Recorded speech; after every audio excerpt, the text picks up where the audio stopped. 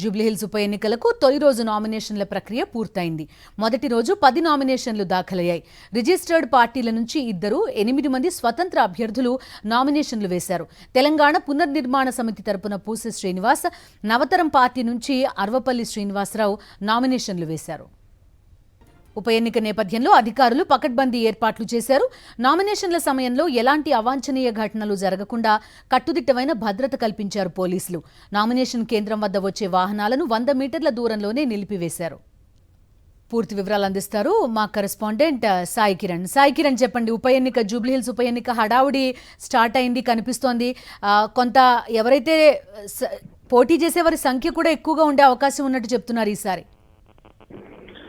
ఖచ్చితంగా బిందు అయితే జూబ్లీహిల్స్ లో అయితే ఎమ్మెల్యే మాగంటి గోపీనాథ్ అకాల మరణంతో ఉప ఎన్నికకు సంబంధించి అయితే జరుగుతుంది. సో దాంతో నేపథ్యంలో ఈ రోజు నోటిఫికేషన్ విడుదల కాగానే నామినేషన్ల పర్వం స్టార్ట్ అయింది. సో తొలి రోజే 10 నామినేషన్లు దాఖలు కావడం మనం ఇక్కడ చూస్తున్నాం. అయితే ఇంకా మొత్తం నామినేషన్లకు 10 రోజులు ఉండడంతో తొలి రోజే 10 నామినేషన్లు దాఖలయ్యాయి. ఇందులో రిజిస్టర్డ్ పార్టీ అభ్యర్థులు 2 ఉండగా 8 మంది స్వతంత్ర అభ్యర్థులు నామినేషన్ దాఖలు చేశారు. అయితే ఈ మొత్తం ఈ ఉప ఎన్నికకు భారీగా నామినేషన్లు వచ్చేటువంటి అవకాశం అయితే కనిపిస్తుంది. ఇంకా ప్రధాన పార్టీలు ఇంకా నామినేషన్లు వేయాల్సి ఉంది. సో ఆ లోపే మొదటి రోజే 10 నామినేషన్లు చూస్తున్నాం. అందులో స్వతంత్ర అభ్యర్థులు కూడా వివిధ కారణాలతో కూడా వేస్తున్నటువంటి వాళ్ళు ఉన్నారు. ఇందులో అయితే రీజనల్ రింగ్ రోడ్ సంబంధించినటువంటి బాధితులు కూడా భారీగా నామినేషన్లు వేయాలనుకుంటున్నారు. అలాగే పలు కుల సంఘాలు కూడా వేయాలనుకుంటున్నాయి. సో మొత్తంగా జూబ్లీహిల్స్ ఉప ఎన్నికకైతే భారీగా నామినేషన్లు వచ్చేటువంటి అవకాశం అయితే కనిపిస్తుంది. అయితే టెక్పేట ఎంఆర్ఓ కార్యాలయంలో రిటర్నింగ్ ఆఫీసు ఏర్పాటు చేసి అందులో నామినేషన్ల ప్రక్రియ కూడా చేస్తున్నారు. ఉదయం 11 గంటల నుంచి మధ్యాహ్నం 3 గంటల వరకు ఈ నామినేషన్ల ప్రక్రియను చూస్తున్నారు. భారీ బందోబస్తు ఏర్పాటు చేశారు.